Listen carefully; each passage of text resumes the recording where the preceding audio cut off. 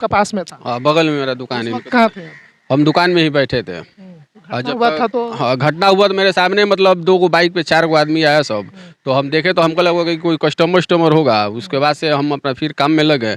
जब तक थोड़ी देर के बाद से गोली चलने की आवाज़ आई तो हमको माने कुछ हम शक हुआ कुछ।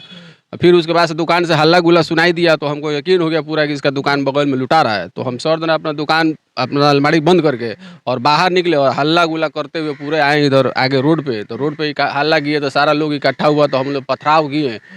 तो एक आदमी बाहर था और 3 आदमी अंदर था। तो उसमें से फिर एक और आ गया, बार-बार हम लोग को पिस्टल दिखा रहा था, सब फायरिंग भी कर रहा था।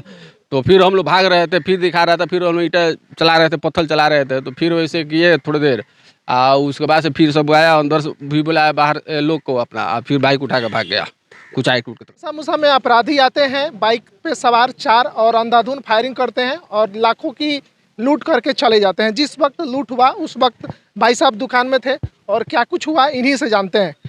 जिस वक्त घटना हुआ आप दुकान में थे? जी। कैसे क्या हुआ था? वो लोग आए, लोग बाइक 4 आदमी थे लोग, 2 बाइक से आए हुए थे लोग। दुकान के उसमें आगे गाड़ी लगा दी? जी, दुकान के आगे गाड़ी लगा के उसके बाद से अंदर घुस के बोले लोग कि जल्दी से सामान निकाल। तो उस समय पे हम मतलब बोल दिए कि कोई है नहीं दुकान में। उस वजह से थोड़ा एथी हुआ। उसके बाद से भी जो साइड वाला अलमारी था उसमें से भी जो भी उन लोग को चीज़ बरामद हुआ वो लेके चले गए लोग। जैसे आए वो आपको लगा कि ये बदमाश है? जी, क्योंकि हाँ, क्योंकि लग गया था, क्योंकि हेलमेट लगाया था लोग और मास्क भी कवर किया था लोग, जूता-वूता पहन के अंदर आया था लोग। उम्र कितना होगा उन लोगों का तकरीबन? लगभग 18 से 25 तक सब। 25 के हाँ, young लड़के हाँ, थे। हाँ, सब। उसके बाद क्या हुआ? उसके बाद से फायरिंग हुआ, कितना कितना फायरिंग किया? 2-4 फायरिंग किया लोग दुकान के अंदर? दुकान के अंदर। और एक फायरिंग मेरे पैर पे भी लगने वाला था मगर मैंने पैर साइड कर लिया। हाँ।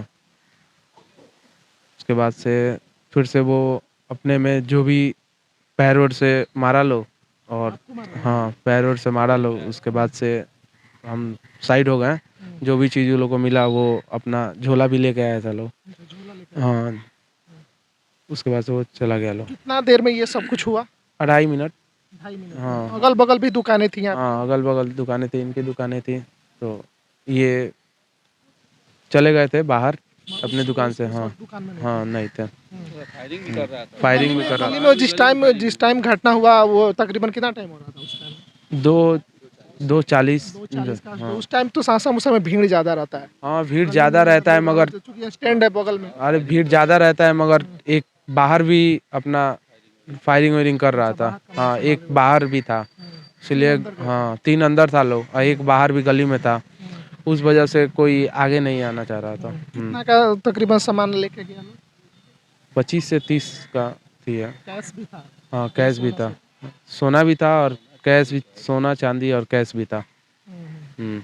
अच्छा, उन लोगों के जाने के बाद फिर क्या कुछ प्रतिक्रिया हुआ आसपास के लोगों का? उसके बाद से प्रशासन थोड़ा मतलब लेट से आया था। मतलब आप कॉल किए थे या कोई और किया था? नहीं, हम नहीं किए थे।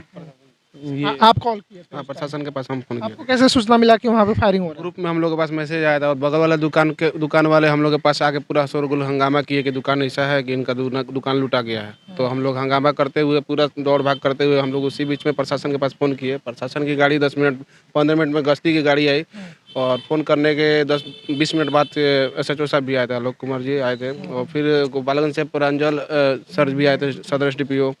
और घटना का मतलब ये सब सुनते हुए कि शाम में 7-8 बजे करीब में SP साहब भी यहाँ पे आए थे। बोले भी कि हम लोग 48 घंटे के अंदर जल्द से जल्द इसका उद्भेदन कर रहे हैं और जल्द भी मतलब पकड़ा जाएगा और जल्द भी सामान रिकवरी किया जाएगा।